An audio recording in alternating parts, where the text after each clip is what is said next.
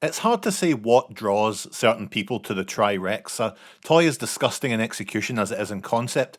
Part of the Transformers Animorphs line, the Tri-Rex takes three normal everyday teenagers like you or me 20 years ago and combines them into one huge king of the dinosaurs. Incredible. Now, it wouldn't be Animorphs without feeling uncomfortable looking at the box art, so here we are. Jake, Cassie and Marco are here for a scene that can be best described as a nightmare beyond your wildest imagination. The Tri-Rex itself is actually alright, they've got a bit of a belly, for sure, and those arms are a bit awkward, but there's a decent amount of articulation, and the paint is fine. We're supposed to have some sound effects, but unfortunately they no longer work. But with some cyber sleuthing, I uncovered that by pressing this button we get a Godzilla-style screech, so let's drop that in. And when you pound the Tri-Rex on the floor, you get a pretty standard stomping noise.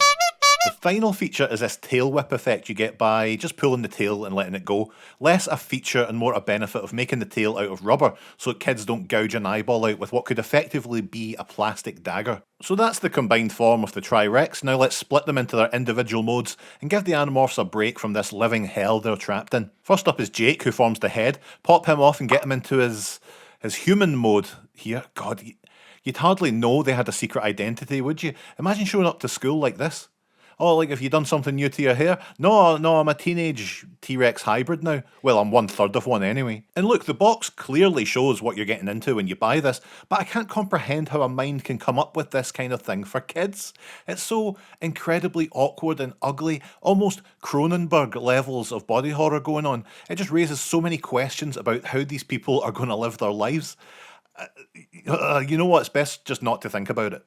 Next up is Marco, who we've seen before, back when he could turn into a gorilla. I'm not sure this is really a step up, Marco. I would be seeking better representation. I do kind of like his alien power loader look they've got going on, but how are they going to get through the door at McDonald's looking like that? Cassie is our final part, and look, clearly they got the cruddiest end of the stick here. And I tell you, anyone who's ever complained about Beast Wars Megatron and his tail-arm combo, it could have been so much worse. Truly the stinker of the set here, and there's not really a lot you can do with them. The tail arm is so cumbersome, and the other arm is constantly getting caught up in these clamshell parts. Horrible. Still, getting them back into their Tri-Rex form isn't that difficult. Tabbing it all together neatly is, though. And honestly, it's nearly impossible. And then you're left with the ultimate question. Do you want to display a mediocre T-Rex with a comically large gut, or three abominations that have no place on this mortal realm? There seems to be no winner, whatever you decide. And yet I am drawn to this disaster. I'm captivated by it. The logistics of it. How would it work in-universe? Who thought this was a good idea?